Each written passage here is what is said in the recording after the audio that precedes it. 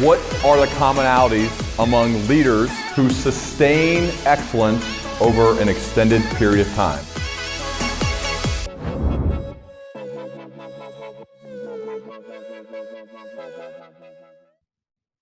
All right, let's bring him in. Bill Perkins. It's cool to see you here on Zoom because I've watched you on so many high-stakes poker TV shows over the years that it's good to connect, man. Welcome to the Learning Leader Show. Thanks for having me. Hopefully I got better over the years on high stakes. Well, actually, it's pretty impressive. It is impressive to see the as obvious work you put in, because I think at the beginning stages of seeing you, the other players looked at you as like easy money, and then later on you were doing that to them, whether it's pulling bluffs or showing them and dragging big pots. So it was cool to see the improvement over time. That had to be fulfilling for you. Yeah, I mean, I'm not a professional poker player. It's a hobby, and it was getting too expensive. I was like, I need to lower the cost of this. I need to actually study and learn a few things for the next times I go on these shows and splash the pot. I wasn't going to go here now, and I will get back to how I normally start, but I'm curious, like when you think about the poker world and playing poker, how have you used skills from other areas of your life to be a good poker player? And can you flip that too? Like, how have you taken things you've learned from the poker table to make you better in other areas of life?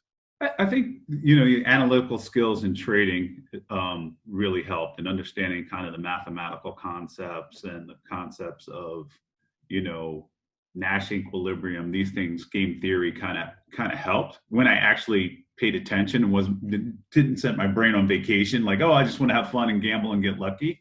Money management, those type of things. And I think, that poker is just kind of a reflection of risk reward in life. And a lot of times when you ask people, oh, in this scenario, what would you do? It's kind of a Rorschach test, right? Like, what is your appetite for risk? How do you emotionally respond to loss? Does that affect your thinking, et cetera? And trying to be stoic about things, not results oriented, right? Making proper decisions and let the results be the results. And so those things go back and forth between poker and trading, poker and life and poker, et cetera. What about, I think for the amateur, when you're watching poker, you still think of tells, you think of reading people, you think of spotting a liar, and how those could go back and forth. How much of your poker playing is that versus it's more of a mathematical, analytical game? Well, I think in live poker, it should be more than I actually give it credit or I actually pay attention. If you notice me on poker, I'm having such a good time and goofing off or whatever. I'm not paying attention to all the information people are giving off, right? Like when people have a stronger hand, they're a little bit more serious and not as flippant with the pot, right? Like when they're weak, or how they behave based on the strength of their hand. Us amateurs give away that information constantly. It's not an exact read, but it is correlated. And if you're a pro, you're paying attention to these things, right? Tread lightly. He may not be bluffing. I need to be stronger. My hand needs to be stronger to continue here versus weaker with this information. And so when I'm paying attention and I'm playing my A game and I'm not goofing off, I'm definitely paying attention to these things. And that transcribes into even just dealing with your kids, right? Like, is my daughter serious? It's an emotional intelligence, right? Of reading the room, her tone, body language, et cetera, of, did she leave the dishes out or was it her sister? You know what I mean? Like those type of things, right? Yeah. I know that feeling when they always blame it on somebody else. It's like, wait, who's there? If each one's blaming it on the other one, then how do I know which one's telling the truth? Yeah. I lived that. I feel like you have a camera in my house right now. I'm curious, Bill. One of the things I like to ask people who have sustained excellence over many years is really to deconstruct kind of the makings of that, and also people who have surrounded themselves with others who have done the same. And I think that's you, and especially when we get into some of the topics from your book, there's really some parts of it that I would say like almost flipped my thinking upside down and will change my behavior, which I think hopefully is a good compliment to the work you've put out. But I'm curious, from your perspective, what have you found to be some of the commonalities among people who have sustained excellence? I think it's integrity. I think it's mainly, and integrity is integrity with your word and yourself. I'm going to get up at 6. You get up at 6. We lie to ourselves so many times each day, right? I'm going to do this. I'm going to do this diet. I'm going to do X, Y, and Z, et cetera. And I think, not treating your word to yourself at first as something flippant that you give freely, that you disappoint yourself with, right? And that spills over to everything. Like it's okay.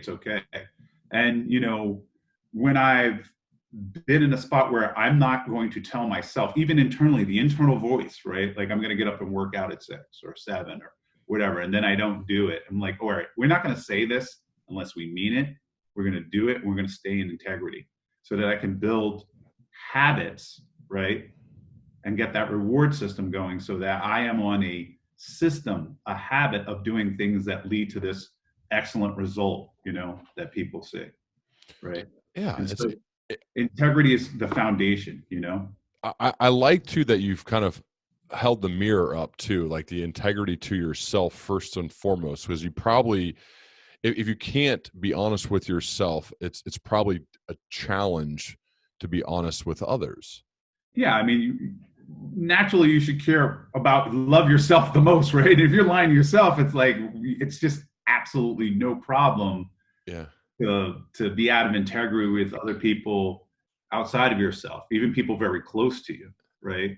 Yeah. You find a way to rationalize it away, et cetera. And, being in integrity is tough. It's very tough. I don't want to be like, oh, I'm in integrity. Like I've been out of integrity in my life more than enough, right? In different ways, just like everyone has. And I think that when you're on a task, whether you're a basketball player and your integrity and you're working hard when nobody's looking and practicing your craft, or you want to get in shape, or you just want to be in a faithful monogamous relationship or whatever, or learn a skill, is saying what you're going to do, breaking it up in steps that you are actually going to do, and staying in integrity. And you'll eventually get there, right? Yeah. I want to start from a story perspective. Let's go to, so you played football at University of Iowa, is that correct? Correct. And mainly sat the bench, but yes. Okay, so you're on the team. So you majored in electrical engineering, and right. I was reading that you'd taken a job in New York City on Wall Street. And I like you to tell this story because and expand on from what I read in your book. But there was a guy, I believe his name was Joe Farrell, who was partner at the company, and I think you were making $18,000 a year at the time. And you had told him that you were very proud of yourself because you had saved $1,000. And right. Joe had said something to you that was that changed your life, as you've said. Can you share what that was? Yeah. So, I don't know if it was 16,000, 18,000. This was pre every record would save. Maybe I'll go to the Social Security Administration and try and figure out what it was that year. But I had, if I didn't buy the monthly bus pass, et cetera, I was out of budget. I was bringing sandwiches to work, or if somebody bought me lunch, that was great. And so I had saved up $1,000, and I was super proud of myself for being frugal and saving up this money. Joe, and I was talking to someone, and Joe hears this, he's hearing this conversation. He goes, "Are you a fucking idiot for saving that money? What the fuck is wrong with you?" And I was just like, huh? What do you mean? I just shrink, right? I'm like, what is he say? He's like, you came here to make millions. You think you're going to be making $18,000 a year? Go out and spend that money and have fun. You're just wasting your time saving that money. And it hit me. He didn't go into this big, long speech about why and the math and et cetera, but it kind of hit me. And it was kind of like, yeah, he's right. I can actually quit this job and make a lot more money waiting tables. Right? I'm not here for $16,000 or $18,000 a year. I'm here to make more, and invariably I can make more money. And why am I depriving myself, right, of these experiences that this money can buy, you know, to for a richer version of myself later in my life, right? Like, you know, I'm 21, but like by 30, I should be making X, Y, and Z, even if I took the most literal path. So why am I depriving myself of activities right now? I'm borrowing from my poorer self to give to my richer self. And it just didn't make any sense to me. And so it took a while for that to sink in, but it was like, I took it too far at first. You know, I was like, he's right. And then I just spent money just to spend money. You know what I mean? Like the more money I made, the more I spent. Like I never had a nickel. My mom would be like, why are you always broke? Well, you know, the dinners, the friends, you know, I took it to the extreme, but it was a valuable lesson in that, you know, not to deprive myself of experiences at a certain age. And Yes. and one of the other, I think, experiences you talk about is you had a roommate, Jason Ruffo. How do you say his last Yeah, name? Jason Rufo. Rufo. So Jason also didn't have much money, but decided to leave his job for 3 months in order to backpack in Europe, and had to borrow money just to afford the trip. And initially, when you hear this, you think, wow, that guy's, you should not do that. That's not wise. I But was like, are you crazy? Like, what do you do? And you're going to borrow money from Bobby? I won't say his last name, but like, Bobby doesn't need collateral. He's got your legs, you know? Like, he's not going to. why now, looking back, and I don't know when you realize this, but because I still think about this, that like advice from parents, you know, people like save your money, 401k, like all this, like this has been ingrained in us, and your book is kind of flipping this upside down. But why did Jason actually make the right decision? Well, I think from my perspective, like, when did I realize it? As soon as he got back, I had the FOMO on So share what he did. So 3 months, So what did he do? he backpacked around Europe. He was riding on trains and meeting friends and going to places. And you know, this is pre-Instagram and photos. Like if you wanted to see something, you either had like a table book that somebody had taken pictures for, or you went there, right? Mm-hmm. And so, you know, he just had this massive life experience, right? That I longed for, that I wanted to do, and I felt like, why was I so caught up that I had to be here? He came back. There was no real discernible difference in his position in his job or his earnings power, and quite frankly, he could have kept going. So he took this risk and got this reward, right? And the risk was a lot lower than what I perceived it to be, right? And he had a life experience that I'll never have, right? And that he would never trade for anything, for all the money in the world. If I say, hey, can I erase your memories of this thing? He'd be like, hell no. You know, like, it was priceless. And it got me thinking about, you know, he went backpacking and he stayed in youth hostels and met people, whatever. And by the time I was ready to do this, I wasn't like in the backpacking youth hostel crowd, right? Like the time had passed, the season had passed for me to have. You need to be a certain age, you mean, to do that? Yeah, correct. Like, you know, there's your young. You're in college and you're raving. You know, there's your rave days. There's your wine bar phase. You know, there's different phases to your life. And what I had realized later on in life is that season had passed me. You know, and so that certain experiences and certain adventures that you want to have a full life happen during certain periods of your life. And that's individual, you know, certain individuals, it might be when they're 50, right? But for me, you know, based on the things I wanted out of life, like I wanted to get married, I wanted to have kids, right? That would be a dynamic decision that precluded a lot of activities that I wanted to do. So if I didn't do them then, they most likely were not getting done. And if they were getting done, they were getting done in a different way, at a different age, at a different mindset, a totally different experience. And so that was forever lost on me, of having that type of experience that he had, that I was so envious about.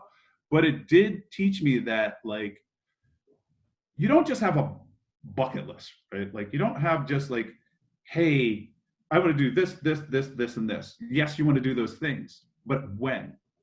right? If you want to go skiing 100 times, right? You're not waiting till you're 90 to go skiing 100 times, right? There's a season for that, right? If you want to date and be the single man about town, right? That's usually before you get married, right? If you want to have kids, it's going to be a certain age. You want to go to college, etc. And so, depending on the person, you know, the experiences they want to have in their life, their bucket list, they have to be bucketed into a certain time frame, right? And everybody has their own seasons. And what I was doing, basically with the excess of savings, was basically letting this bucket go empty and disappearing forever, right? Because you don't just have one bucket for your whole life, right? Like it's broken down in seasons. And so, and if you don't, there are certain activities or certain experiences that you want to have. If you don't have them at X time, they're gone, right? Like I have kids. And if I didn't spend X time with my kids when they're 6 or 8 or 9, you know, they turn 13 and they're like, peace out, dad. I don't want to know you. You're annoying. You're not cool anymore. Stop. You're a hover parent. You know, it's like, and then I'm longing like, oh my gosh, why didn't I watch this kids movie with them more? Or why didn't I do X more? You know, and you realize that not only with kids, but other areas of your life, they disappear, you know? And so, I think what the whole premise, so your book's called Die with Zero, Getting All You Can from Your Money in Your Life. And I think what I gather from it, and I think this could be a learning for all, even very like conservative savers like myself, which is, you know, during the course of the research leading up to this, because this was scheduled earlier and I know your book release got pushed back. I actually booked this sick house in Florida for my family to go on vacation.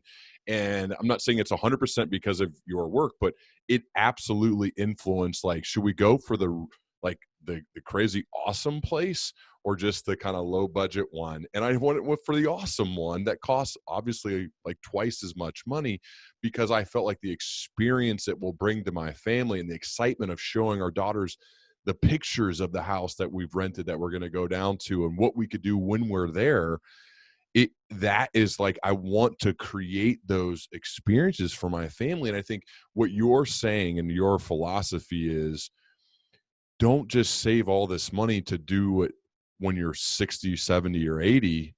Do it now, now. And that's the sense that I got from you, which then was, let's pay for the more expensive place to go on vacation, or let's, whatever it may be. And can you share your kind of philosophy on that for us? Well, so, you know, one of the things is that, you know, we're saving, and what are we saving for, right? Mm-hmm. For one is survival when you're not working, right? The number one experience people want to have is surviving, right? But after we save for survival, then what are we saving for, right? We're saving for experiences that we want to have in life, right? And so and what do we get out of these experiences, right? We get the look forward to that experience, we get the enjoyment of the experience, and we get the memory dividend of that experience, right? Like anybody who's had a first kiss or hit a game-winning home run, how many times have they told that story, or that fantastic trip, or that drama with the girl, right? This is the stuff of life. Like, this is what you're going to retire on, and those pay a dividend.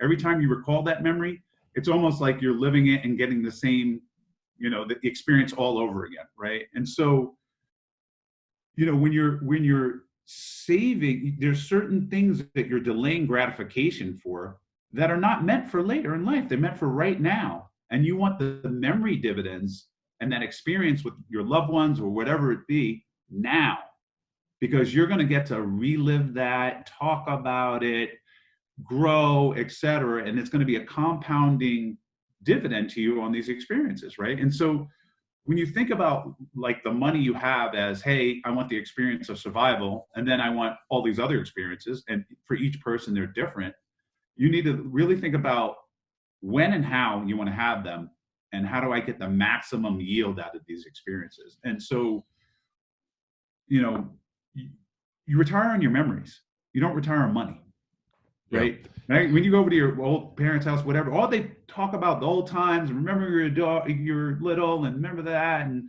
remember I told the joke, and milk spilt out your nose, and you know what I mean? Like that's the stuff of life. And so, and that's the stuff of our lives, right? We're telling when I was a trader and the trip and et cetera. And to have the most full, robust, fulfilling life, you need to actually have these experiences, and you need to time them according to your resources when you want to have them and when they're best had, right? You quote the butler from Downtown Abbey, and it's the business of life is the acquisition of memories. In the end, that's all there is. Yeah. I think like how I look at myself, like, who am I? It's really a summation of the memories of the experience I've had, and the programming that those experiences has formed me, right? And so those acquisitions of those experiences and those memories is basically who I am, right? You erase my memory of everything, start me off fresh, I'm a totally different person, right? And so, I think that positive life experiences is why we go to work. It's the main reason. Obviously, survival. Let's just always say that survival is number one, right? Survival and outworking. So can we just talk about the other stuff on top of that? So after we survive, what do we want? What experiences do we want to have? When do we want? Who do we want to have them with? And I think that people get so caught in a rut of money. I got to get this big bank account, whatever, and blah, blah, blah. And I'm going to go to work and save. And then in this culture that people forget that the money is a tool to have the experiences, right? And to have other experiences you want, So after survival, what experiences do you want to have? When do you want to have them? Who do you want to have them with? What for the person listening who's maybe Googling you now, who hasn't heard of you and says, wait a second, really easy for Bill to say, Bill is a multi-millionaire, like I don't think you're a billionaire, but like maybe close at times. And so easier for him to say, because he doesn't have to worry about money anymore. What do you say to that person? So at various times in your life, you have money, you have your time, and you have your health. Okay. And when I had nothing but time and my health, I've created some of the greatest memories and experiences I could possibly have. And so really this book is about choices, right? It's about, what do you choose to do now? What do you choose to do later? And so even if you had no money, right, you can go for a walk with your park with your friends, or you can sit there and watch Netflix, right? You have all these different choices that you can do, even with no money, as long as you have health. Once you have no health, it's all over, right? And so it's forcing people to realize that, wait a minute, I have choices until my health says I don't. And that invariably we all die and our health declines. These are the facts of life right now, okay? I'm not going to talk post-singularity, but right now your health will decline and you will eventually die. And that decline of your mental facilities, your ability to walk a certain distance, your lung capacity, your bone, these things happen to different people at different rates. And depending on that rate, that is going to cut the amount of experiences you can have down, right? So even if you have no money, right, and you could go hiking, in a park, right, and you don't do it, and you wait till you're 60 or 70, and you can't hike it because your lung capacity, or you got a broken hip, or your knees, or you're out of shape, or whatever, you forever lost that positive life experience and those memories of walking with your daughter or your friends or hiking, etc. So, I am talking about people who, one of the resources is money, and we are talking about dying with zero, because if you work for money and then you die with money, you basically work for nothing, right? And then, the number one thing I'll get back, well, what about the kids? Like, what do you mean? And there's a whole chapter in there about, your kids, when you die, is a date in the future, right? Like one of the main things is like, why would you wait till you die? Let's say you have a long life and you live to 90. A 60-year-old's not a kid. You know what I mean? Like, they've started to pass their peak too, and their health has started to decline. So the money should be set aside for your kids before you die, and should be transferred to them before you die, well in advance, right? So I'm not talking about the kids' money or the money that you're earning for your kids. I'm talking about your money, specifically your money. The crutch of, oh, but what about my kids, is really just a crutch. If you really think about it, money should be in a trust or a separate account or transferred to them by a certain age, you know? And Yeah. then now we're just talking about you. I that part really piqued my curiosity too, Bill, because it reminded me of my grandma who, she died last year and lived a long, great life into her 90s, mid 90s. But for like the last, I would say, 20 years of her life, maybe 15 years of her life, at Christmas, she gave all of her grandkids and great grandkids $100 and gave my parents, my mom, it's my mom's mom, significantly more than that. And her one rule was you have to spend it. Can't save it. You got to spend it. So, and just tell me what you buy. Video game, candy, I don't care. You just got to spend it. You got to tell me. And the same with my parents. And so like people were like redoing their kitchens, like my aunts and uncles, or like going on a vacation because that was her way of doing it. And I thought like that brought her like immense joy and satisfaction to see her kids and grandkids blowing money on whatever. Even some people were just gambling, like, going to Vegas. And I thought that, but she got to see all that for the last 15 years and experience the happiness and the smiles and the pictures and the handwritten notes of all that, and that brought her immense joy. And I think that's a good reminder to me of not just waiting until like she's no longer here and now they all, there would have been more money, I guess, but she didn't get to experience any of that then. Yeah, and then, when you're giving somebody money, it's like she's not telling you what to do. She's just telling you what experience to have, but have an experience. Right. Don't let this go. It just be digits in a bank account that's sitting there, that's off there. She wants you to utilize that and convert that money into positive life experiences according to you. If that's redoing your kitchen, redo your kitchen. You want to eat M&Ms all day? Eat M&Ms. You want to go on a trip? Go on a trip. I'm not here to tell you what to do, right? I'm just telling you how to have the most greatest fulfilling adventure of your life, and that's converting them into experiences that you choose. And that forces people to think like, wow, well, what am I going to do with this $100 or significant more sum? Like, what do I really want to do, right? Instead of it being this abstract thing called money, right, which is really people spending hours of their lives. It just represents hours of people's lives. Yeah. And you're like, okay, I want to take this abstract thing called money and I want to buy the pilot's hours and the stewardess hours because I'm going to go on a trip. Or I want to buy, you know what I mean? Or I want to buy the candy maker's hours and the store shop hours because I want the candy, right? And you're converting into this, and they're giving you the experience of having candy or the experience of going on a trip or whatever it is, So we've hit on memory dividends. You explained what memory dividends are. There are really like 4 key points that I wrote down from your book. So memory dividends is 1, 2, and I'll list them and then let's cover each of the remaining 3. 2 was experience bucketing.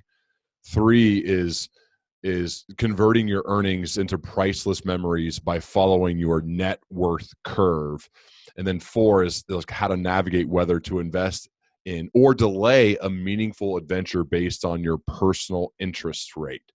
So I think those are all like critical points to really illustrate that this is not just some rich guy telling you to go on vacation. Like, this is a well thought out way to live, and for us to think deeply about this. And so, because initially, I'll be honest with you, Bill, when the PR guys reached out, I was like, oh, come on. Like, are you kidding me? Like, Bill's saying die with nothing. And I thought, oh, but then I dug into the actual work and it changed my mind. So let's start with experience bucketing, how to get the most experiences in the optimal time with experience bucketing. Can you share more about that? Yeah. So essentially going back onto like, you don't die just once, right? And this is going to sound morbid at first, but it gets better. You die many, many times over your life, right? The high school student dies, right? The college student dies.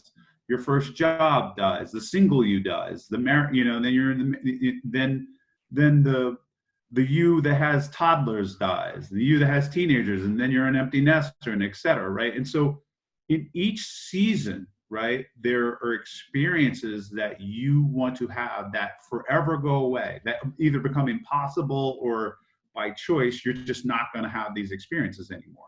Either be it circumstances, frame of mind, or other things.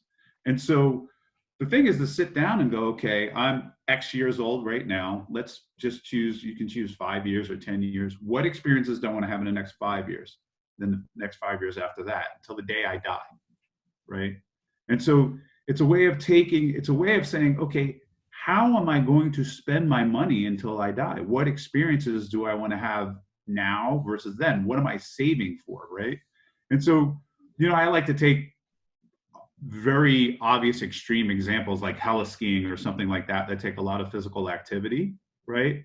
That's not something I'm going to put in my 80 to 85 bucket, right? I'm going to put chess or opera or something like that, right, in that bucket. I'm going to put heli skiing closer to right now. For me, it's wave running, right? I like wave running, but I have a bad back, right, from my spine, and the shock hurts, right? And so, I was at a place where guys were wave running around and wakeboarding, and I was like, wow, do I wakeboard? Nah, I'm not. And then I thought about it. I'm like, wait a minute, I don't wakeboard now. This may be the last time I have the opportunity set to wakeboard. This activity goes in this bucket right now. So I got my ass on the wakeboard, because ultimately the deterioration of my back, like people who know about deterioration of cartilage, it doesn't grow back. It just keeps going until you have a complete loss of function, right? And so I was like, now's the time, and I did it, and I had that experience, and I bucketed it correctly. A lot of people are not thinking about it that way, right? They're thinking, oh, I got this bucket list, and this is what I want to do, and they think like one day at 65, they're just going to go through this list, and they're going to be able to do it.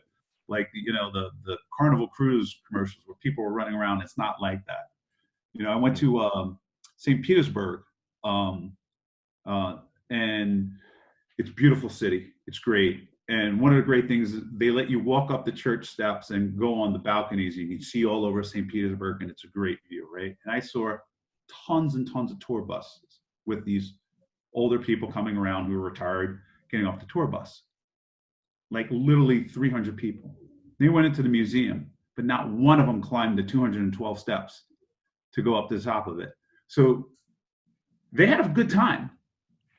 But it wasn't the same St. Petersburg for them, right? Mm-hmm. The value of that trip actually went down by delaying it further into the future. I'm not saying it's zero value. I'm just saying it's not as great as my trip. And for me, when I was younger, I lived in France for the summer. Just to walk all around. I walked 15 miles a day, to class, to back, French lessons, whatever. I'd learn the neighborhood. There was so much stuff. Now, not so much. You know what I mean? It's a different Paris for me. You know what I mean? I'm not saying it's not fun. It's no value. It's still Paris, but it's like that experience of walking the city, goes on. And that's for every city that I go in. Like, am I really going to walk around this city the way I did before when I was younger? No. So maybe some of those trips where there's a huge, a lot of the value is walking around, seeing the architecture, finding random restaurants, the culture, etc. Maybe I need to bring those forward and push maybe things like going to the opera, hanging out, Carnival Cruise Line. Maybe I need to push that later, right? And so I think everybody, I'm just using very simple examples, but everybody can see that, as your health declines and as your situation changes, the other choices, whether you have kids or not have kids, get married, get divorced, etc., those affect what can go in that bucket. And if you don't think, at least sit down with yourself, clear your head, get off autopilot, and think about what experiences you want, you will not get the maximum that you can get out of this life. I think one of the things that relates to this, Bill, is sometimes a friend reach out and say, hey, I'm going for this big job. And I always say, well, okay, let's, I'll try to help or do whatever I can to help you get it. And then I'll say, well, but first, let's talk about the job. Why do you want the job? And they'll say, actually, it's not really going to be that good of a job, but I got to do it in order to get this other big job. And so I have to suck it up for like 3 or 4 years and do this job, and then maybe I can get the big job. And I'm like, well, why do you want the big job? And I'm like, well, because that's the SVP or whatever. And I'm thinking, so first of all, let's say like it actually goes perfect to plan, and in 3 or 4 years you get the big job. Why would you throw away 3 or 4 years of your prime to get some job that you have no idea if you're going to like or not because of the title or the money. That feels similar to me, where I always question that. And then sometimes I think people will stop asking me for advice because it doesn't make any sense to me of why you would throw away those years with doing a job that you don't like or you don't want to do because of a title or money or the potential for the next job after that one. Yeah, I think if you eliminate the money first, it's like, I want these experiences, right? Like, and so it's like you really have to break down. Like, I knew I was kind of like brainwashed into like what experience I want to have. I was like, oh, I want to have a lot of money so I could do what I thought rich people do, right? I didn't have the palate to even be rich at the time. And so, but I quickly learned that, like, hey, you got to figure out what you want. Like, the adventure is what you want. Like, these experiences are what you want. And this job may lead to like some money that doesn't uses up all your time, and you miss out on all the adventure you want to have, right? So I see people out there who have far less money, but are making deliberate, adventurous choices and having the experiences. I'm like, they're doing it right, I'm doing it wrong. I need to rethink about what I want to have, because I'm out here pretending, I need to get back into the cave, sit back and be like, okay, what do you really want out of life? What experiences do you want to have in the next 5 years? So we hit memory dividends, we hit experience bucketing. The third one is how to convert your earnings into priceless memories by following your net worth curve. Can you share more about that?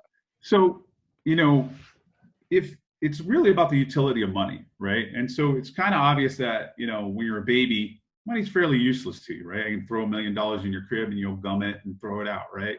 and even as a teenager, right, you're generally controlled. And then as a young adult, right, you have certain activities that you can do. You have your health, maybe your mental facilities are not fully gelled. They usually get there around 28, but you can start consuming money and converting them into experiences, right? And then you hit 33, when basically you've peaked, plateaued, and you're starting your decline, right?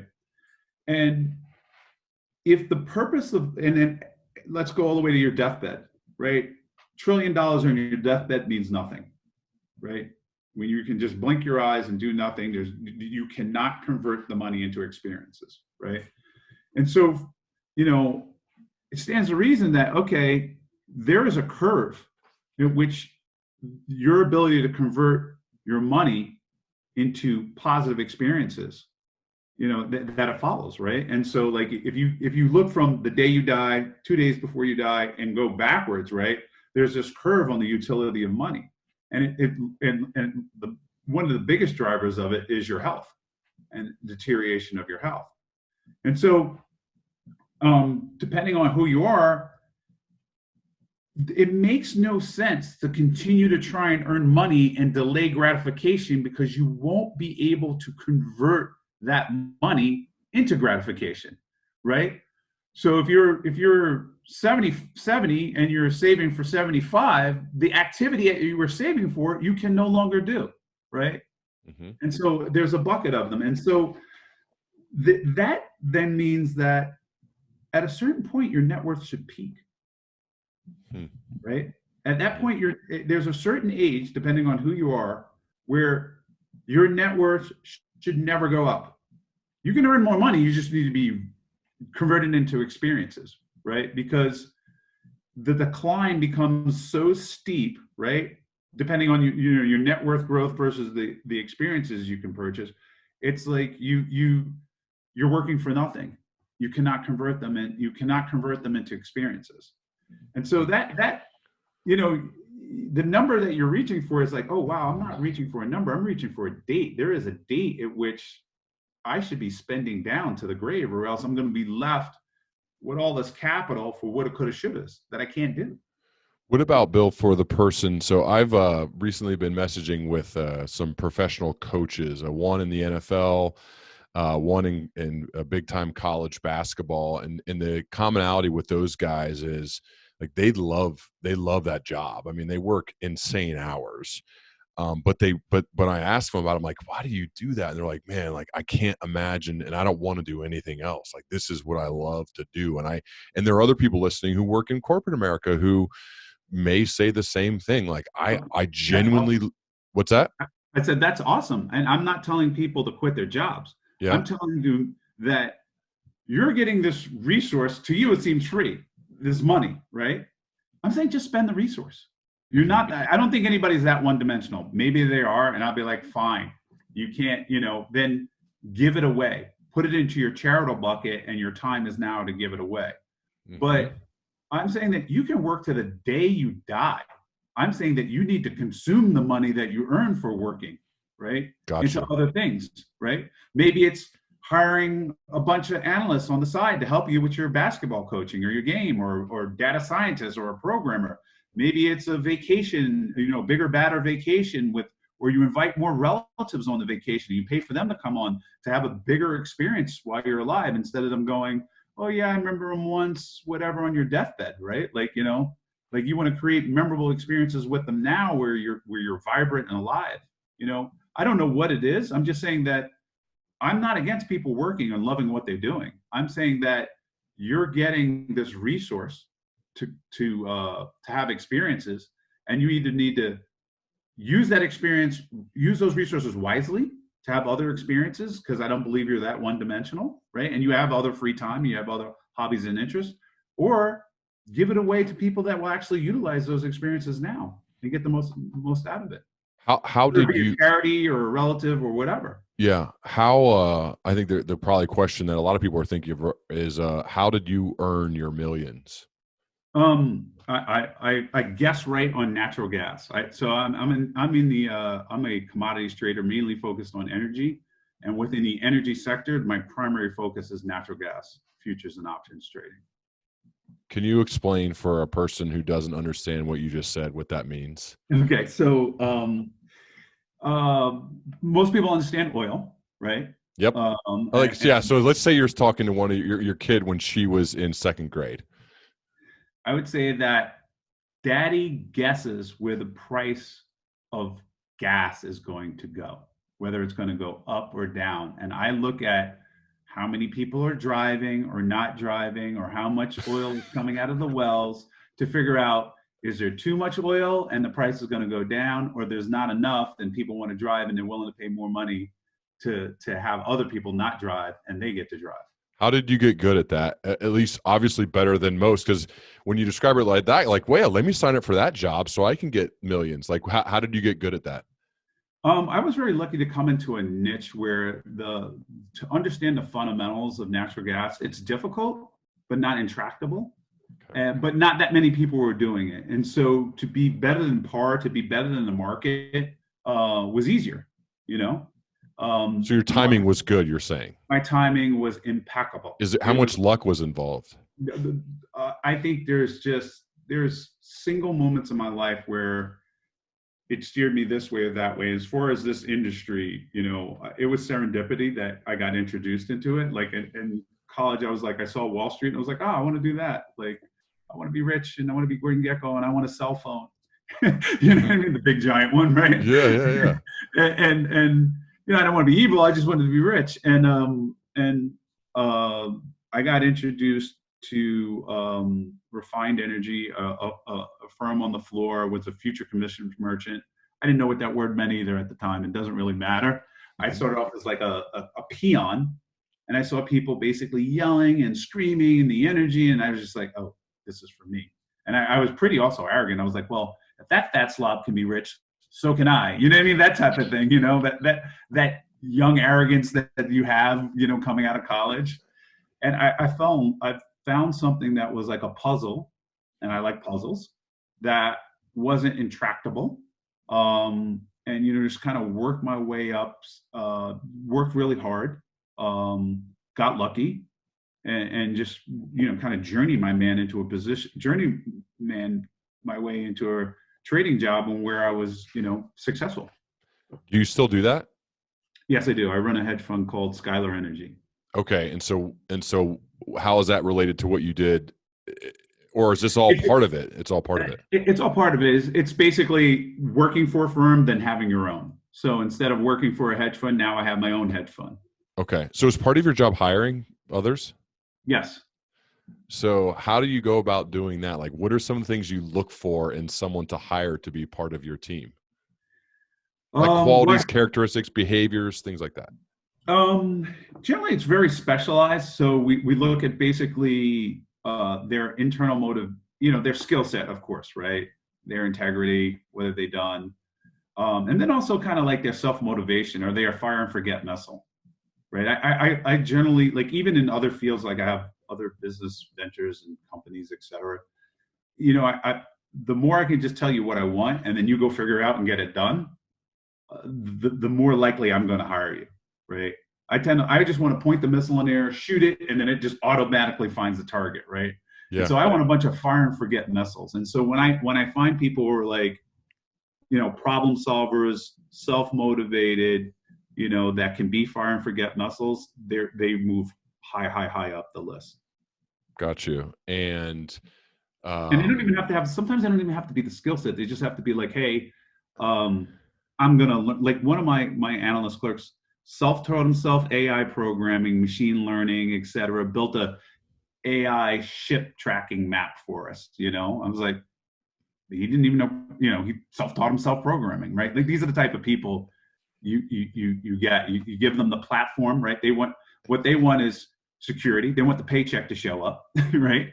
And the healthcare, right? I give them that, and then they're willing to put their energy, heart, and soul, and their enthusiasm into any project or problem. So sometimes someone who is really good as an individual contributor struggles when they make that jump to running their own show, where then they become a manager. And that's kind of what you've done. What's been your experience as you've transitioned from being just a guy who was good at a singular thing? Now you're running something with other people where you're dependent upon the work and the motivation of others in order for your company to be successful. How has that gone for you? I'm going to say my blunt answer, and then I'm going to go into the other one. I get the fuck out of the way. But you can't do that, and if you don't have good people, though, you could do that. Your business is gone if you okay. So I had to, I originally started building and hiring, finding the right key people and delegating. Like when I don't have the air, it's often said, I get asked a lot of questions, and a lot of times I'm like, oh, that's above my pay grade or below my pay grade. I don't know, but it's not me. And, I am a master delegator. So I have learned to delegate. And it's been a long process. You stumble, you take gambles on certain people, and you're like, oh, that didn't work or that didn't work. But I've been able to build a team, and I know when to get out of the way and let them do their job, and then, give me what I need back. If I was a guy like trying to do this, and even hiring, right? Like, I'm the last guy, but it goes through like 3 people before it gets to me, right? They understand it, what we need, skill sets, whatever. And then it's like, okay, let's see if the report, and I'm like the worst interviewer in the world, right? And so I'm like, because I'm just like, hey, you're hungry, you're a self-starter, you're hired. You know what I mean? The other guy's like, whoa, let's just make sure they have the skill sets and yada, yada, yada, and background check and all these other things. But the main thing to be me managing is to get the hell out of the way and let the experts do their job. Right. Yeah. And so to run this organization or do all the projects I work on, et cetera, I really have to work on my business instead of in my business. A lot of people work in their business, right? That's the difference between having a pizza parlor or having Pizza Hut. Yeah. Right? How many, like on an average week, how many hours is spent working for you? Wow, that's a good question. Since I'm always responsible, like this is the one thing about trading that's kind of terrible. Since you're always responsible for the position and you're the steward of other people's capital, and the information is 24/7 coming out, you're technically always working, right? The investors don't. Even when you're on your boat, I've seen the Wi-Fi you got set up. Yeah, I got the Wi-Fi in the Virgin Islands. Yeah. If the information is out, I have to analyze and respond to it. So like trading in some ways, yes, there's a luxury lifestyle, but it's like being a firefighter or an emergency room doctor. Not in that it's important you're saving lives, but in that you get called like that and it's firefighting time, right? Like you just got to get into it. It's straight. It doesn't, if something happens or blows up or there's a storm or a hurricane coming, it doesn't matter what day of the week it is. It's Christmas, your mom's birthday, whatever. You got to analyze and act and react, right? And there's also times where it's just like, it's chill. You're doing nothing. You have your position on, you did your fundamentals. It's a seasonal trade. So you're just kind of relaxing, etc. But in any moment, the alarm goes off, you're on duty. So I was going to say, like, what happens? Like, let's take you inside a moment. You, Dan Bilzerian, and a number of his friends are on your boat. Mm-hmm. You've probably imbibed for a few hours, I'm guessing, and you're in the middle of off the coast of the Virgin Islands where you've got this beautiful boat, and there's a fire. Metaphorical, a fire, work-wise. Let's just say Transco pipeline blew up, whatever. So what happens then? What's Bill Perkins' life like at that moment where you got Dan over there doing his thing, saying like, "Are you working right now? Like, what's happening? Like, what?" Yeah, I get so much flack from that. I mean, the beauty of the modern age is that we have all these tools to allow us to work remote. Yeah, and that's a blessing and a curse, right? Because it's like, oh, grab the phone. As long as I got 4G, I'm good. I can bring up the trading thing. I can read the report. I can send a WhatsApp or a signal to one of my analysts. Is this really a big deal? How much gas is offline for how long? Whatever. Does this affect this basis point or that basis point? Whatever. All right. Action plan, right? Am I gonna, has the market, and then it's really, has the market underreacted or overreacted to this event, right? And so that I need to go off in a quiet place or whatever and just be in my phone, right? Usually I can't hear anybody if I'm looking at my phone and just like get laser focused. And then, and I deal with it, I deal with that fire. Gotcha. And it doesn't require me to be there or be in an office, et cetera. And that's great because I have, my office is like, wow, I'm on a boat. This is my office, but it also is terrible in a way because you have some moments that you had reserved for a certain activity or a certain experience that get crashed by the market, right? The market's like, nope, we need your attention. Pull yourself out of this situation. Yeah, I gotcha. I want to get back to the fourth one that I had highlighted earlier to close this loop. It's how to navigate whether to invest in or delay a meaningful adventure based on your personal interest rate. Yeah, so trying to understand whether you should save for something or not, using monetary and interest rates, it's kind of like it's an esoteric term, right? Like not a lot of people in finance. And so, I try and give examples, concrete examples to people that they can relate to, just anybody relate to. And so one of the things, one of the thought experiments I go through is like, if you're going to die tomorrow, how much do I have to pay you not to have an experience today, right? And the answer should be infinity because you don't get to do it, right? You're going to die tomorrow, right? And so then you can just keep going back, 1 day, 2 days, et cetera. Basically, the interest rate is infinity the day before your death, right? You're like, hey, no, give me the money, we'll invest it. You'll have more money tomorrow and you can do more stuff tomorrow. And you're just like, nah, I die tomorrow. It doesn't matter if the interest rate's infinity. I'm doing it today, right? And so, you can think about things of like your own personal, as you get older and your body decays and these activities are disappearing, the return on the money to not doing an activity starts to trend towards infinity, right? Until the day you die, right? And so that's your personal interest rate, right? It doesn't matter what their interest rate is or whatever. Like there's no return you can offer me the day before I die for me to give you my money. I'm going to spend it on whatever it is. Might be pizzas, might be a trip around the world. It might be, who knows, how, getting dropped out of an airplane with 50 people holding me so I don't die. I don't know, but, and as you look forward, it's like, you can think of yourself, it's like, okay, would I rather have a trip today or 2 trips 10 years from now? Is that a better deal for me, right?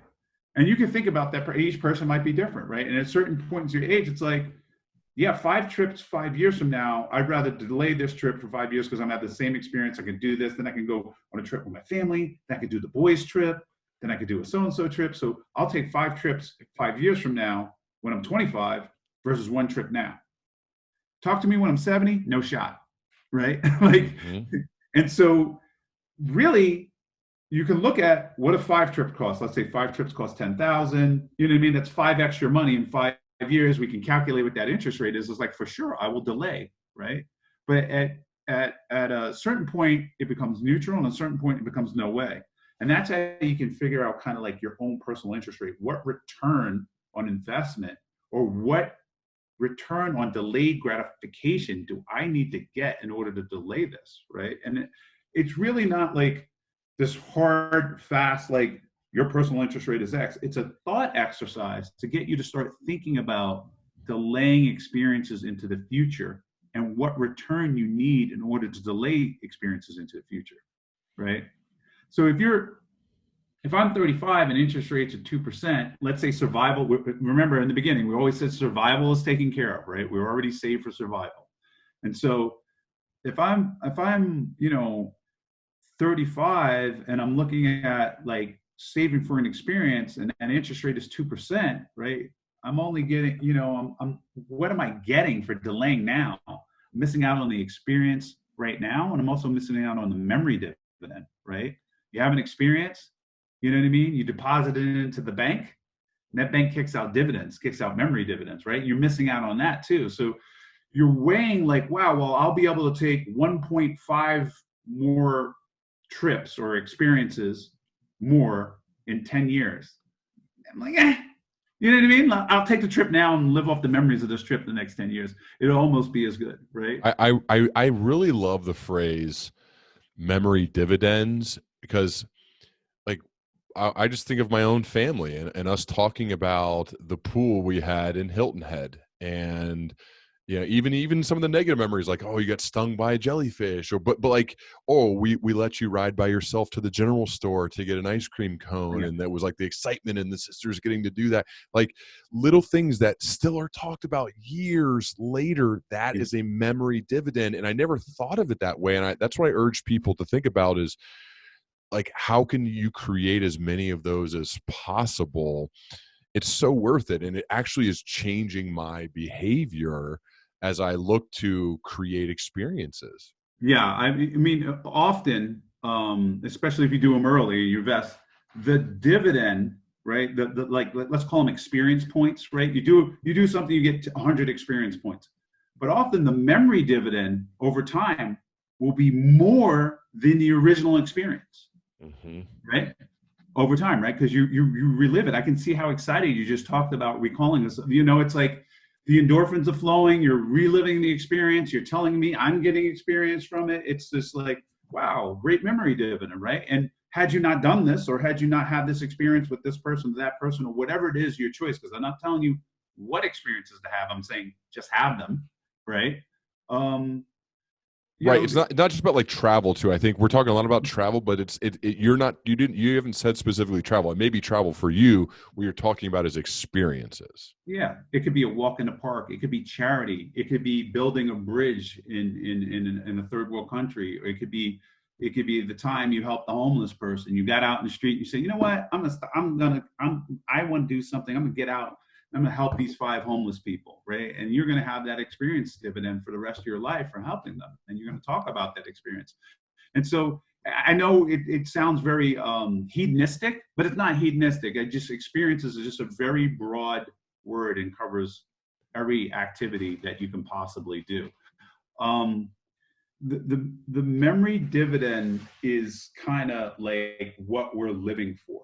And sometimes putting money in the bank won't produce a dividend greater than your memory dividend, right? And I'm trying to get people to think about these things and have a way of thinking about these things so they can make this decision, right? What about Bill, there's a lot of people who are leaders within a company right now, and they're thinking, okay, how can I take Bill's message from a leadership perspective with my team, not only leading myself to do it, but also that maybe I could share this with my team. And you have people who work for you, work within your companies. how do you message this type of die with zero message to the people that you're leading, specifically that work for your companies? Yeah, I mean, I guess from my perspective, I'm very much on having like a fulfilled life, right? Like the experiences you want to have, using your hours wisely, getting the absolute last drop of life out at every moment. Like it was lemonade. Like I want you to savor it and be like, life. You know what I mean? What a fucking ride. I want you to, you know, on your deathbed, be like, I fucking rode this bitch to the death. You know what I mean? Like, woohoo! You know what I mean? And so, and I would wish that for everyone. And so what I try and do is, one, design my office and my hours and my time and the work, and so that people have that freedom to have those experiences, right? Like not have work be as the least burden it could possibly be, right? So we went to closing the office on Fridays. Really? You know, this is pre-COVID. We closed the office on Fridays. We were like, look, if you got to work from home, whatever, blah, blah, blah. We were already experimenting with work from home.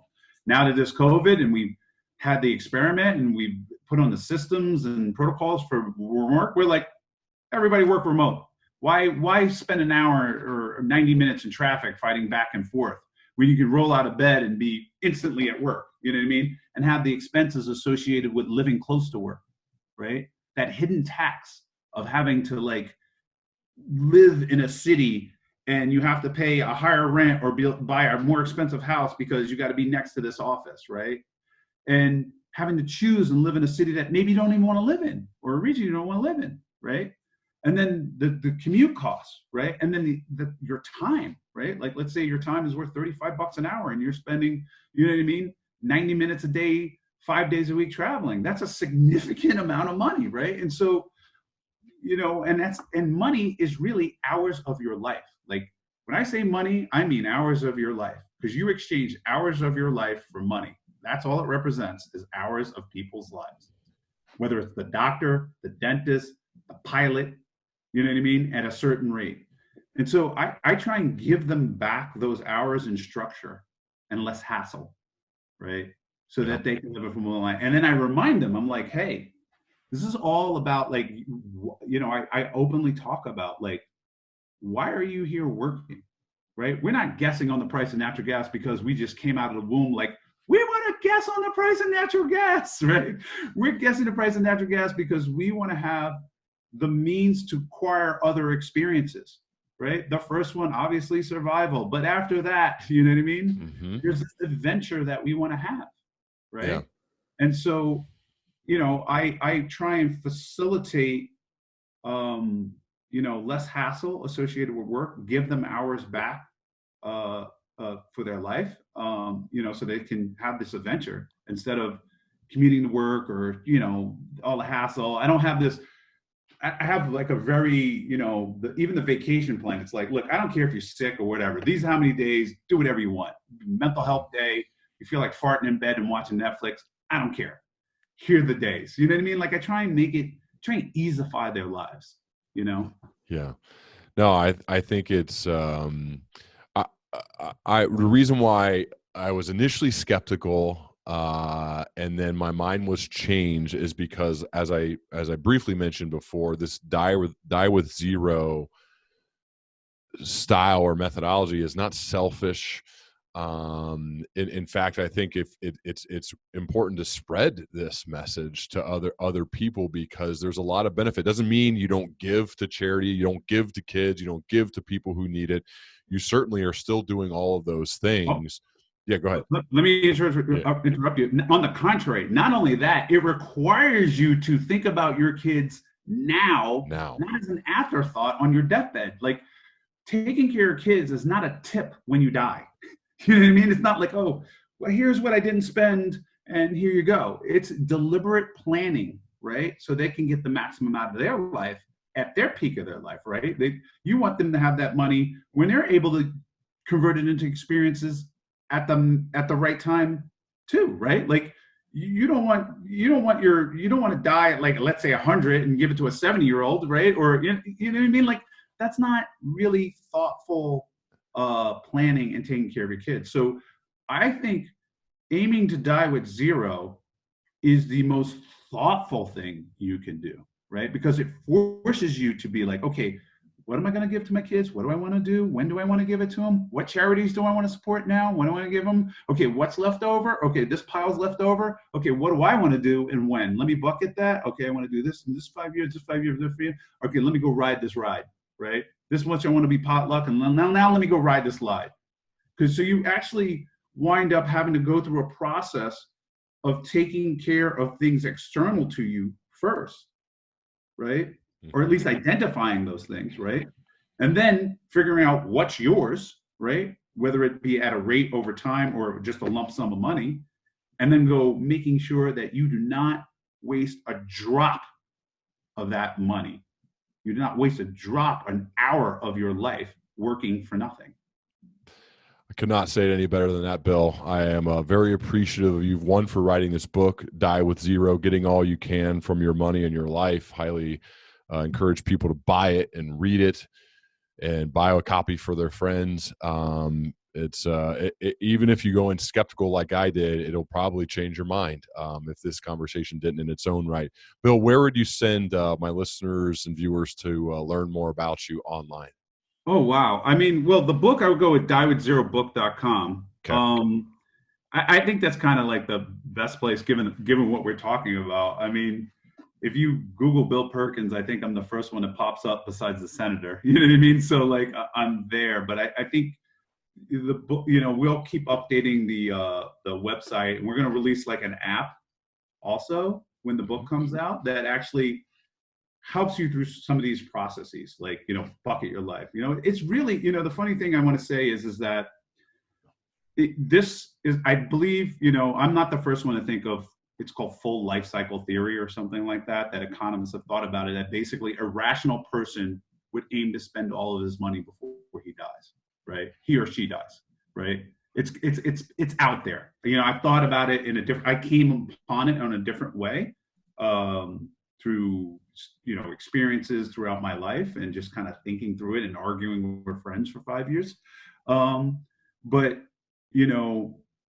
that is out there. But I'm like a fat coach on the sideline sometimes. Like, you know what I mean? Like, I know the right thing to do, but I'm out of shape. I'm like, run faster, but I can't run. You know what I mean? So it is very difficult to sometimes sit down and actually quiet your mind and think about the experiences you want to have so that you can have the best ride. And so I'm putting out some tools on the website, which will be coming out to help people go through that difficult process. Because I wrote the book and I'm like, oh man, this shit is hard.